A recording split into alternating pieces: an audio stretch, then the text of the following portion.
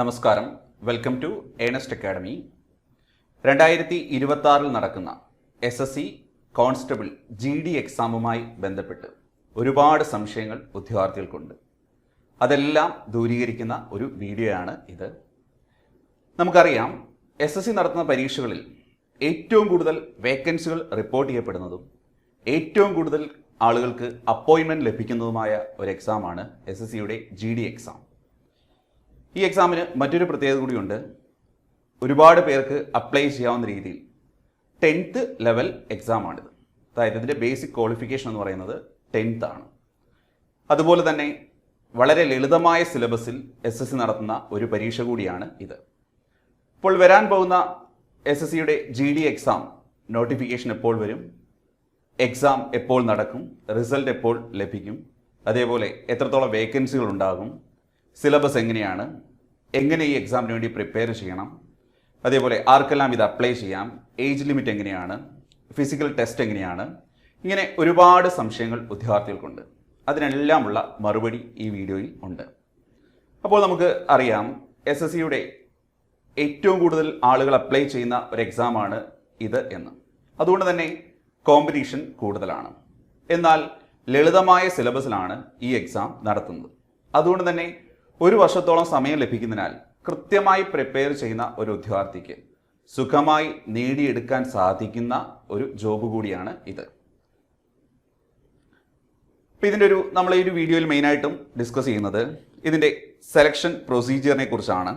പിന്നീട് exam pattern എങ്ങനെയാണ്, physical test ഉണ്ട്, അതേപോലെ തന്നെ ഫിസിക്കൽ മെഷർമെൻ്റ് ഉണ്ട്, അതെങ്ങനെയാണ്, പിന്നെ ഈ ഒരു ജോലി ലഭിക്കുന്ന ആൾ ഏതെല്ലാം തരത്തിലുള്ള ജോലികൾ ചെയ്യണം, അവരുടെ ഡ്യൂട്ടീസ് എന്തൊക്കെയാണ്, ഇങ്ങനെയുള്ള കാര്യങ്ങൾ, അതേപോലെ പേ സ്കെയിൽ, തുടക്കത്തിൽ നമുക്ക് എത്രത്തോളം സാലറി ലഭിക്കും, ഇങ്ങനെ ഒരുപാട് സംശയങ്ങൾ പലർക്കും ഉണ്ട്. അതിൽ ഓരോന്നായിട്ട് നമുക്ക് ഡിസ്കസ് ചെയ്യാം.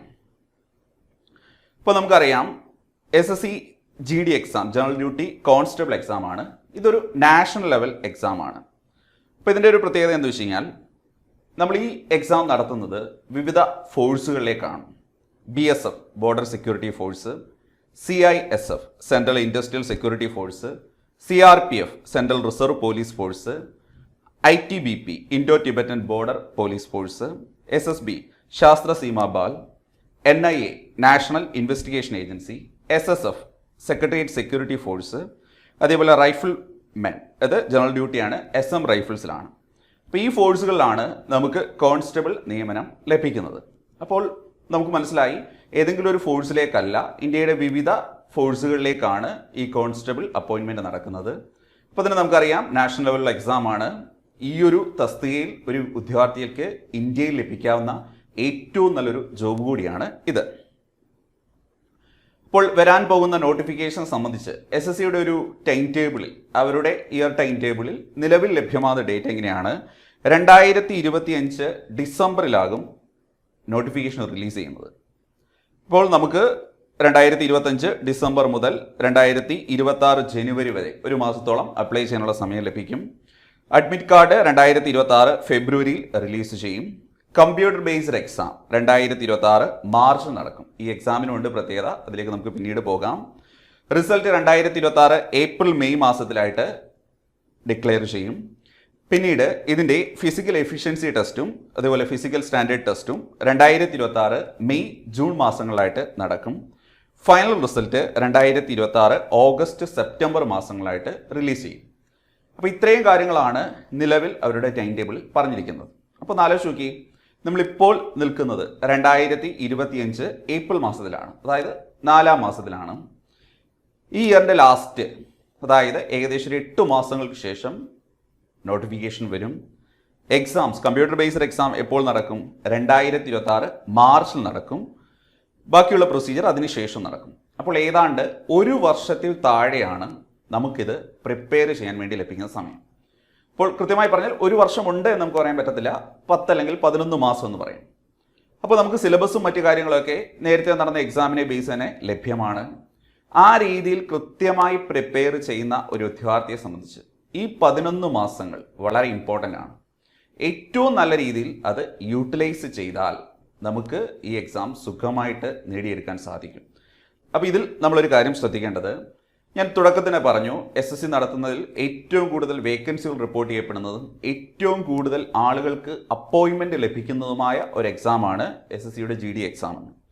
ഇപ്പോൾ കഴിഞ്ഞ 5 തവണ വന്ന നോട്ടിഫിക്കേഷനിൽ വന്ന വേക്കൻസീസ് നമുക്ക് നോക്കാം. 2020-21 60,210 വേക്കൻസികൾ ഉണ്ടായിരുന്നു. 2021-22 25,271. അത് പെട്ടെന്ന് കുറഞ്ഞതല്ല, ആ കോവിഡ് വന്ന സമയത്ത് നടക്കാതിരുന്ന എക്സാമുകൾക്കാണ് ആ സമയത്ത് അധിക വേക്കൻസികൾ വന്നത്. പിന്നീട് 2022-23 വന്നപ്പോൾ വീണ്ടും വേക്കൻസികൾ 50,000-ലധികമായി, 50,187. 2023-24 46,617 വേക്കൻസികൾ. അതേപോലെ 2024-25 39,481 വേക്കൻസികൾ. ഏറ്റവും കോമൺ ആയിട്ട് പറഞ്ഞാൽ 25,000 വേക്കൻസികൾ മിനിമം, ചില തവണ അത് 50,000-ലധികം വേക്കൻസികൾ. അതായത് 1,00,000 പേർക്ക് വരെ നാഷണൽ ലെവലിൽ നിയമനം ലഭിക്കുന്ന ഒരു പരീക്ഷയാണ് ഇത്. അപ്പോൾ കൃത്യമായി ചിട്ടയോടെ പ്രിപ്പയർ ചെയ്യുന്ന ഒരു വിദ്യാർത്ഥിക്ക് ജോലി ലഭിക്കാനുള്ള എല്ലാ സാധ്യതയും ഈ ഒരു നോട്ടിഫിക്കേഷനിലും എക്സാമിലും ഉണ്ട്. ഇനി നമ്മളൊരു എക്സാമിന് വേണ്ടി പ്രിപ്പയർ ചെയ്യുമ്പോൾ തസ്തിക നോക്കുമ്പോൾ പ്രധാനമായിട്ട് എൻ്റെ സാലറിയാണ്. അപ്പോൾ ലെവൽ 3 ആണ് ഇതിൻ്റെ പേ ലെവൽ എന്ന് പറയുന്നത്. ബേസിക് സാലറി 21,700 മുതൽ 69,100 വരെയാണ്. 7ാം ശമ്പള കമ്മീഷൻ പ്രകാരമാണ്. ഇത് കൂടാതെ മറ്റ് അലവൻസുകൾ HSA, DA, TA ഒക്കെ ഉണ്ട്. പിന്നെ ഈ ഫോഴ്സുകളായിട്ട് നമുക്ക് എക്സ്ട്രാ ഡ്യൂട്ടീസും വരും. അങ്ങനെ നോക്കിയാൽ ഏറ്റവും മിനിമം തുടക്കക്കാർക്ക് പോലും 45,000 എബോവ്, 45,000 രൂപയിൽ കൂടുതലാണ് തുടക്കത്തിൽ പോലും നമുക്ക് ലഭിക്കുന്ന സാലറി എന്ന് പറഞ്ഞാൽ. അപ്പോൾ ഇതൊരു ചെറിയ ജോബ് അല്ല എന്ന് നമുക്ക് മനസ്സിലായി. ബേസിക് ക്വാളിഫിക്കേഷൻ 10th ആണ് എന്ന് പറഞ്ഞെങ്കിലും നാഷണൽ ലെവലിൽ ഒരു വ്യക്തിക്ക് ലഭിക്കാവുന്ന ഏറ്റവും ഉയർന്ന ജോബുകളിൽ ഒന്നാണിത്. അതേപോലെ സാലറി സ്കെയിലും ഉള്ള ഒരു ജോബാണ് ഇത്. ഇനി എലിജിബിലിറ്റി ക്രൈറ്റീരിയയിലേക്ക് നോക്കിയാൽ ഓൾറെഡി നമുക്കറിയാവുന്ന കാര്യമാണ്. 10th പാസ്സാണ് ഇതിൻ്റെ ബേസിക് ക്വാളിഫിക്കേഷൻ എന്ന് പറയുന്നത്. പിന്നെ ഏജ് ലിമിറ്റ് എന്ന് പറഞ്ഞാൽ 18 മുതൽ 23 ആണ്. ഇതിൽ റിലാക്സേഷൻസ് ഉണ്ട്. SC/ST വിഭാഗങ്ങൾക്ക് 5 വർഷവും OBCക്ക് 3 വർഷവും അതേപോലെ എക്സ് സർവീസ് മെന്ന് 3 years after direction of service, അവരുടെ ഏജിൽ നിന്നും അവരുടെ സർവീസ് കാലാവധി കുറച്ച് പിന്നെ ആ 3 വർഷത്തെ ഒരു റിലാക്സേഷൻ കൂടി അവർക്ക് കിട്ടും. അപ്പോൾ അത്യാവശ്യം എല്ലാവർക്കും അപ്ലൈ ചെയ്യാൻ കഴിയുന്ന ഒരുപാട് ആപ്ലിക്കേഷൻസ് വരുന്ന ഒരു തസ്തിക കൂടിയാണ് ഇതെന്ന് നമുക്ക് മനസ്സിലാക്കാം. ഇനി ഇതിൻ്റെ സെലക്ഷൻ പ്രൊസീജിയർ എന്ന് പറയുന്നത് കമ്പ്യൂട്ടർ ബേസ്ഡ് എക്സാം ആണ്. ഈ കമ്പ്യൂട്ടർ ബേസ്ഡ് എക്സാമിന് ഒരു പ്രത്യേകത കൂടിയുണ്ട്. സാധാരണ പല SSC എക്സാമുകളും നമ്മൾ കാണുമ്പോൾ അല്ലെങ്കിൽ മറ്റു നാഷണൽ ലെവൽ പരീക്ഷകൾ കാണുമ്പോൾ ലെവൽ 1, ലെവൽ 2 ഇങ്ങനെ എക്സാമുകൾ കാണാറുണ്ട്. പക്ഷേ ഇവിടെ നമ്മൾ തുടക്കത്തിൽ നോട്ടിഫിക്കേഷൻ വന്നപ്പോഴോ മറ്റു കാര്യങ്ങൾ പറഞ്ഞപ്പോഴോ അങ്ങനെ ഒരു കേസ് പറഞ്ഞോ ഇല്ല. സാധാരണഗതിയിൽ ഇതുവരെ നടന്ന പരീക്ഷകളിൽ ഒറ്റ സ്റ്റേജ് എക്സാമായിട്ടാണ് ഇത് നടത്തുന്നത്. അപ്പോൾ ഒരു വർഷം നന്നായിട്ട് പ്രിപ്പയർ ചെയ്ത് കഴിഞ്ഞാൽ അത് നമുക്ക് കൃത്യമായ സിലബസിനെ ബേസ് ചെയ്ത് പഠിച്ചു കഴിഞ്ഞാൽ ആ ഒരു പരീക്ഷ ക്ലിയർ ആയി കഴിഞ്ഞാൽ പിന്നെ ഫിസിക്കലും മറ്റു കാര്യങ്ങളും മാത്രം നോക്കിയാൽ മതി. പിന്നീട് ഫിസിക്കൽ എഫിഷ്യൻസി ടെസ്റ്റ് ഉണ്ട്, അതിന് ചില ക്രൈറ്റീരിയകളുണ്ട്. ഫിസിക്കൽ സ്റ്റാൻഡേർഡ് ടെസ്റ്റ് ഉണ്ട്. പിന്നെ മെഡിക്കൽ എക്സാമിനേഷൻ, നോർമൽ ഒരു എക്സാമിനുള്ള പ്രൊസീജിയറൊക്കെ ഉണ്ട്. ശേഷം ഡോക്യുമെന്റ് വെരിഫിക്കേഷൻ. അപ്പോൾ ഇവിടെ ഏറ്റവും ഇമ്പോർട്ടൻ്റ് എന്താണ്? കമ്പ്യൂട്ടർ ബേസ്ഡ് എക്സാം ആണ്. ആ എക്സാമിൽ മാർക്കിലൊക്കെ നമുക്ക് മറ്റ് എക്സാമായിട്ട് കമ്പയർ ചെയ്യുമ്പോൾ നമുക്ക് ഫേവർ ആവുന്ന കുറച്ച് ഫാക്ട്സ് ഒക്കെ ഉണ്ട്. അതിലേക്ക് നമുക്ക് പോകാം. അപ്പോൾ സ്റ്റേജ് 1 എന്ന് പറഞ്ഞാൽ കമ്പ്യൂട്ടർ ബേസ്ഡ് എക്സാം ആണ്. ഓൺലൈനായിട്ടാണ്. ഒബ്ജക്റ്റീവ് ടൈപ്പ് MCQ ആണ്. ഇതിൻ്റെ പ്രത്യേകത 80 ക്വസ്റ്റ്യൻസ് ആണ് ഉള്ളത്. ഓരോ ക്വസ്റ്റ്യനും 2 മാർക്ക് വീതം 160 മാർക്കാണ് ടോട്ടൽ വരുന്നത്. ടോട്ടൽ 160ലാണ് ഈ ഒരു എക്സാം കണ്ടക്ട് ചെയ്യുന്നത്. മെയിനായിട്ട് ഇതിൽ വരുന്ന സബ്ജക്റ്റ് നോർമലി നമ്മൾ SSC എക്സാം ഇടുമ്പോൾ വരാറുള്ള റീസണിങ്, GK, മാത്സ്, ഇംഗ്ലീഷ് അല്ലെങ്കിൽ ഹിന്ദി എന്ന് പറയുന്നതാണ്. ഇനി 80 ക്വസ്റ്റ്യൻസ് ആണ്. ഇതിൻ്റെ ടൈം ഡ്യൂറേഷൻ എന്ന് പറഞ്ഞാൽ 60 minutes, ദാറ്റ് ഈസ് 1 hour ആണ് എക്സാം ടൈം. ഇനി വേറെയും നമുക്കൊരു ഫേവർ ഉണ്ട്. ഇവിടെ എക്സാമിന് നെഗറ്റീവ് മാർക്ക്, അതായത് ഒരു ഉത്തരം തെറ്റിയാൽ നമുക്ക് നഷ്ടമാകുന്നത് 0.25 മാർക്സ് മാത്രമാണ്. അതിൻ്റെ ഒരു അഡ്വാൻറ്റേജ് മനസ്സിലായല്ലോ. നമ്മൾ ഒരെണ്ണം ശരിയാക്കുമ്പോൾ നമുക്ക് 2 മാർക്ക് ലഭിക്കുന്നു. ഒരെണ്ണം തെറ്റുമ്പോൾ നമുക്ക് 0.25 ആണ് നെഗറ്റീവ്. അപ്പോൾ നമ്മൾ 2 ക്വസ്റ്റ്യൻ അറ്റൻഡ് ചെയ്തു, ഒരെണ്ണം ശരിയായി, ഒരെണ്ണം തെറ്റായി.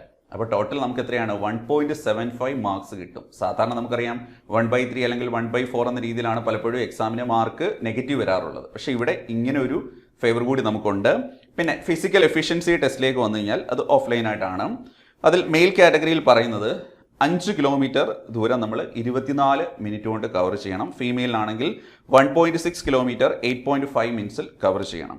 പിന്നെ എക്സ് സർവീസ്മെൻ ആണെങ്കിൽ 1.6 കിലോമീറ്റർ 6.5 മിനിറ്റ്സിൽ കവർ ചെയ്യണം. അത് മെയിലിൻ്റെ കേസിലാണ് പറയുന്നത്. പിന്നെ ചില ഏരിയകളെ ഡിപ്പെൻഡ് ചെയ്ത് ഇതിലൊക്കെ റിലാക്സേഷൻ വരാറുണ്ട്. അത് നമുക്ക് ഡീറ്റെയിൽ ആയിട്ടുള്ള ഡിക്ലറേഷനൊക്കെ വരുന്ന സമയത്ത് അവർ കൃത്യമായി മെൻഷൻ ചെയ്യും.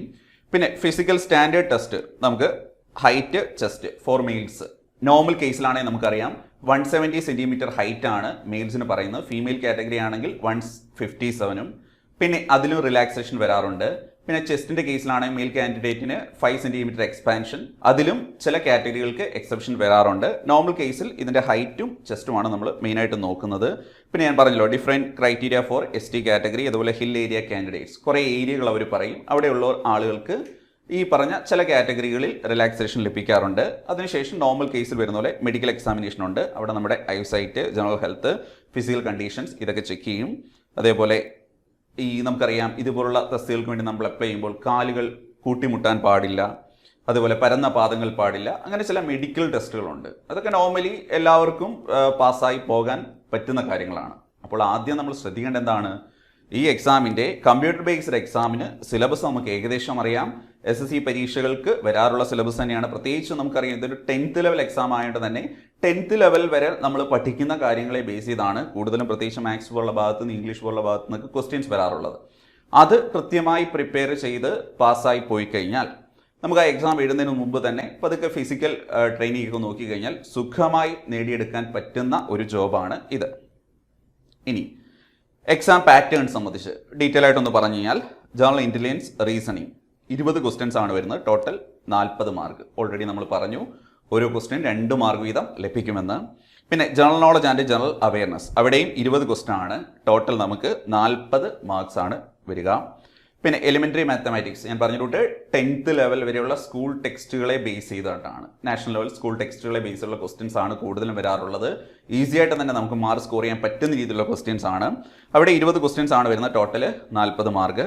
പിന്നെ ഇംഗ്ലീഷ് അല്ലെങ്കിൽ ഹിന്ദി 20 ക്വസ്റ്റ്യൻസ്, ടോട്ടൽ 40 മാർക്ക്. അങ്ങനെ 80 ക്വസ്റ്റ്യൻസ് ഉണ്ടാകും. ടോട്ടൽ 160 ആണ് മാർക്സ്. എക്സാമിൻ്റെ ഡ്യൂറേഷൻ എന്ന് പറഞ്ഞാൽ 1 മണിക്കൂറാണ്. ഓൾറെഡി പറഞ്ഞ കാര്യമാണ്. നെഗറ്റീവ് മാർക്സ് ഉണ്ട്. അത് 0.25 വെച്ചിട്ടാണ് ഓരോ തെറ്റുത്തരങ്ങൾക്കും നഷ്ടമാകുന്നത്. അപ്പോഴും നമുക്കറിയാം വലിയ കോംപ്ലിക്കേഷൻസ് ഇല്ലാതെ, ടെൻഷൻസ് ഇല്ലാതെ കൃത്യമായി നമുക്ക് പഠിച്ച് എഴുതി കഴിഞ്ഞാൽ വലിയ നെഗറ്റീവ് ഇഷ്യൂസ് ഒന്നും ഇല്ലാതെ നല്ല മാർക്ക് സ്കോർ ചെയ്യാൻ കഴിയുന്ന ഒരു എക്സാമാണ് ഇത്.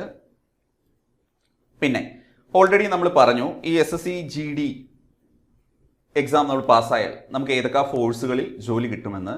ഈ ഫോഴ്സിൻ്റെ ഭാഗമായി എന്തെല്ലാം ഡ്യൂട്ടീസ് നമ്മൾ ചെയ്യേണ്ടി വരും എന്ന് നമ്മൾ ഇന്ന് അറിഞ്ഞിരിക്കണം. നമുക്കറിയാം maintaining law and order maintain ചെയ്യാന്നുള്ളത്. പിന്നെ ആഭ്യന്തര സുരക്ഷ, പിന്നെ ഡിഫൻസ് ഓപ്പറേഷൻസിനെ സപ്പോർട്ട് ചെയ്യുക. എന്തെങ്കിലും യുദ്ധങ്ങളോ മറ്റുമൊക്കെ വന്നു കഴിഞ്ഞാൽ അങ്ങനെയുള്ള ഓപ്പറേഷൻസിനെ സപ്പോർട്ട് ചെയ്യുക. പിന്നെ paramilitary forces BSF, CRPF, CISF, ITBP, SSB, AR ഇതെല്ലാം നമുക്ക് കാലാകാലങ്ങളിൽ അസൈൻ ചെയ്യുന്ന വേരിയസ് ഡ്യൂട്ടീസ് ഉണ്ട്. അതെല്ലാം നമുക്ക് ചെയ്യേണ്ടതായിട്ട് വരും. അപ്പോൾ മെയിനായിട്ട് പറഞ്ഞാൽ law and order maintenance, border security, അതേപോലെ counter terrorism and anti Naxal operation, തീവ്രവാദ പ്രവർത്തനങ്ങൾക്കെതിരായിട്ടും നക്സൽ ഓപ്പറേഷൻസിന് എതിരായിട്ടും ഉള്ള ഡ്യൂട്ടീസ് ഉണ്ടാവും. അതുപോലെ VIP സെക്യൂരിറ്റീസ് വരും. ഡിസാസ്റ്റർ റെസ്പോൺസ്, റെസ്ക്യൂ, എന്തെങ്കിലും ദുരന്തങ്ങളോ അതുപോലെ അങ്ങനെയുള്ള പ്രശ്നങ്ങളൊക്കെ ഉണ്ടാകുമ്പോൾ അതിൽ റെസ്ക്യൂ ഓപ്പറേഷൻസ് നമ്മൾ പങ്കെടുത്താനായിട്ട് വരും. അതേപോലെ എസ്കോർട്ട് ഡ്യൂട്ടീസ് വരും VIP, VVIP കാറ്റഗറിയിൽപ്പെട്ട ആളുകൾക്ക് വേണ്ടി. പിന്നെ ട്രെയിനിങ് ആൻഡ് പരേഡ് ഡ്യൂട്ടീസ്, നമുക്കറിയാം റിപ്പബ്ലിക് ഡേ ഒക്കെ വരുമ്പോഴും മറ്റ് കരസേനാ ദിനം അങ്ങനെയുള്ള ദിനങ്ങളൊക്കെ വരുന്ന സമയത്ത് പരേഡുകളും അതേപോലെ തന്നെ ട്രെയിനിങ്ങുകളൊക്കെ ഉണ്ട്. ഇതെല്ലാം ഈ ഡ്യൂട്ടീസിൻ്റെ ഭാഗമായിട്ട് വരുന്നതാണ്. അപ്പോൾ തന്നെ നമുക്കറിയാം നമുക്ക് മിലിറ്ററി അല്ലെങ്കിൽ പാരാമിലിറ്ററി ഫോഴ്സസിൽ ലഭിക്കാവുന്ന ഏറ്റവും ഉയർന്ന ഡിഗ്നിറ്റി ഉള്ളൊരു ജോബാണ് ഇതെന്ന് ഇപ്പോൾ തന്നെ എല്ലാവർക്കും മനസ്സിലായിട്ടുണ്ടാവും. അപ്പോൾ ഈ ഒരു എക്സാമിന് പ്രിപ്പയർ ചെയ്യുന്നവരെ സംബന്ധിച്ച് എന്താണ് ഈ എക്സാമിൻ്റെ ക്രൈറ്റീരിയ, ഏത് രീതിയിൽ പ്രിപ്പയർ ചെയ്യണം, മുൻപ് നടന്നപ്പോൾ എത്രത്തോളം വേക്കൻസികൾ ഉണ്ടായിരുന്നു, എന്തെല്ലാമാണ് സിലബസിൽ വരുന്നത്, എങ്ങനെയുള്ളവർക്ക് അപ്ലൈ ചെയ്യാം, എന്താണ് ബേസിക് ക്വാളിഫിക്കേഷൻ, അപ്പോൾ 1 വർഷത്തിനുള്ളിൽ നമുക്ക് എക്സാം നടത്തും. അപ്പോൾ ഇങ്ങനെയുള്ള കാര്യങ്ങളെല്ലാം ഏകദേശം നിങ്ങൾക്ക് മനസ്സിലായി എന്ന് ഞാൻ വിശ്വസിക്കുന്നു. മറ്റെന്തെങ്കിലും സംശയങ്ങളുണ്ടെങ്കിൽ തീർച്ചയായിട്ടും നിങ്ങൾ ഈ വീഡിയോയുടെ കമൻറ്റ് ബോക്സിൽ അത് ഇടണം. നിങ്ങൾക്ക് അതിനുള്ള റിപ്ലൈ ലഭിക്കുന്നതായിരിക്കും. ഇനി ഈ ഒരു എക്സാമിന് വേണ്ടി പ്രിപ്പയർ ചെയ്യുന്ന ഉദ്യോഗാർത്ഥികൾക്ക് റാങ്ക് ലിസ്റ്റിൽ മുന്നിലെത്തി ജോലി ഉറപ്പിക്കാൻ വേണ്ടി ഏണസ്റ്റ് അക്കാഡമി കോഴ്സുകൾ സ്റ്റാർട്ട് ചെയ്യണം. ഇപ്പോൾ നമുക്കറിയാം ഒരുപാട് വേക്കൻസികളുള്ള ഒരു എക്സാമാണിത്. കൃത്യമായി പ്രിപ്പയർ ചെയ്തു കഴിഞ്ഞാൽ ഉറപ്പായി നമുക്ക് ജോലി ലഭിക്കും. അതിന് നമുക്ക് നല്ലൊരു ഗൈഡ് ലൈൻ ആവശ്യമാണ്. മുൻപ് ഒരുപാട് ഉദ്യോഗാർത്ഥികളെ ഈ തസ്തികയിൽ എത്തിച്ച എക്സ്പീരിയൻസുമായി ഏണസ്റ്റ് അക്കാഡമി ഇതിലേക്കുള്ള കോഴ്സുകൾ ആരംഭിച്ചിരിക്കുകയാണ്. ഈ കോഴ്സുകളിൽ ജോയിൻ ചെയ്യാൻ ആഗ്രഹിക്കുന്നവർ, അതേപോലെ കോഴ്സിനെ കുറിച്ചുള്ള കൂടുതൽ ഡീറ്റെയിൽസ് അറിയാൻ ആഗ്രഹിക്കുന്നവർ ഇവിടെ തന്നിരിക്കുന്ന നമ്പറിൽ കോൺടാക്ട് ചെയ്യുക. അതേപോലെ ഈ എക്സാമുമായി ബന്ധപ്പെട്ട് മറ്റെന്തെങ്കിലും സംശയങ്ങൾ ഉണ്ടെങ്കിൽ തീർച്ചയായിട്ടും ഈ വീഡിയോയുടെ കമന്റ് ബോക്സിൽ നിങ്ങൾ അത് രേഖപ്പെടുത്തുക. നിങ്ങൾക്ക് അതിനുള്ള മറുപടി ലഭിക്കുന്നതായിരിക്കും. അപ്പോൾ കൃത്യമായി പഠിക്കുക, സമയം കൃത്യമായി യൂട്ടിലൈസ് ചെയ്യുക, അതേപോലെ സിലബസ് അറിഞ്ഞ് പഠിക്കുക. ഈ ഒരു എക്സാം വരുന്നത് നമുക്ക് വേണ്ടിയാണെന്ന് വിശ്വസിക്കുക. നിങ്ങളെ വിജയത്തിലേക്ക് നയിക്കാൻ ഏണസ്റ്റ് അക്കാഡമി നിങ്ങളോടൊപ്പം ഉണ്ടാവും. Thank you.